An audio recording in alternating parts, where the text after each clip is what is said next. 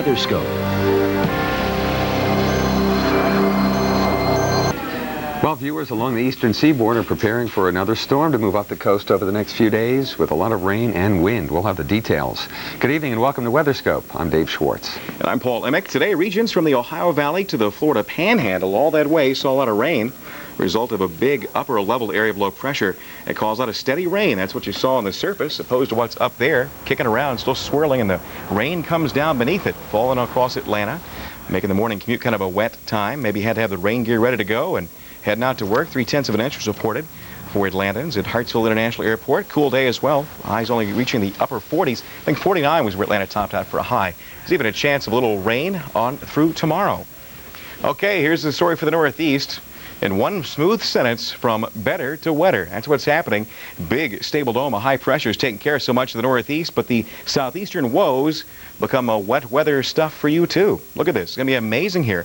Area of low pressure that we've been talking about, one upper level area of low pressure and a developing low off the coast is going to kick a lot of wet weather and wind throughout the Northeast. That's going to be one major effect of all this. The wet weather in the west, Dave is going to talk about momentarily. I want to give you a good indication. This is kind of a textbook example of what an upper level area of low pressure looks like. You can see the comma shape, and you can also see the swirl as moisture is pulled in. Now, yes, you can see from the white look of the clouds there, kind of the whiter the cloud look. You can also see that's where most of the moisture is. So off in the Atlantic, plenty of it there. Some here, though, low pressure, kind of a moisture magnet. Winds blow from high to low, so low pressure is pulling it in. You can even see from the radar vantage point some of that swirl, too. Beneath that, yeah, you're seeing the rain. Tallahassee tonight around FSU, you're probably getting more than your share of it. Some of the storms have just pushed on east of town a bit. Valdosta, Georgia, storm maybe taking 75 down through Georgia. Want to go to Tampa, St. Pete tonight, where it's a little bit drier, not quite so stormy. Not a bad night either to be out around the Church Street area there, around Orlando. A little further along the coast, though, some wet weather, too. Heading towards Savannah eventually. Columbia, South Carolina, a shower or two. Into the Tidewater area, just a sprinkle. That's about the deal there.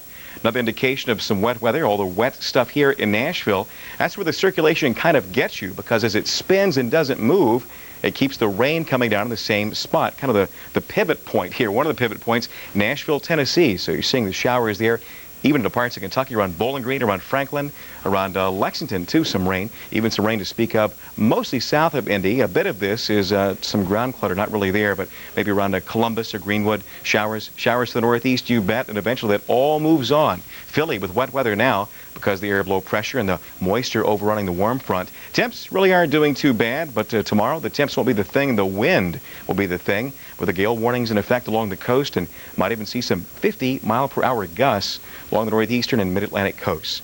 With details on the west, here's Dave. Well, we got a kind of a storm system draping the Pacific Northwest too, Paul, bringing some light rain to Northern California, Oregon, and Washington. This was the scene in Seattle earlier today.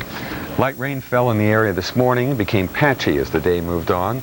The risk of showers is in place tonight. Temperatures still slightly above average, with a high temperature hitting the upper 50s. Beautiful, leaf-changing, light rain, temperatures up near 60. That's not too bad. That cold front has made its way inland, but I'll tell you, it was just about here last night. So it's been a very slow mover, and well, typical with slow-moving storms, they put down a lot of rain in some spots.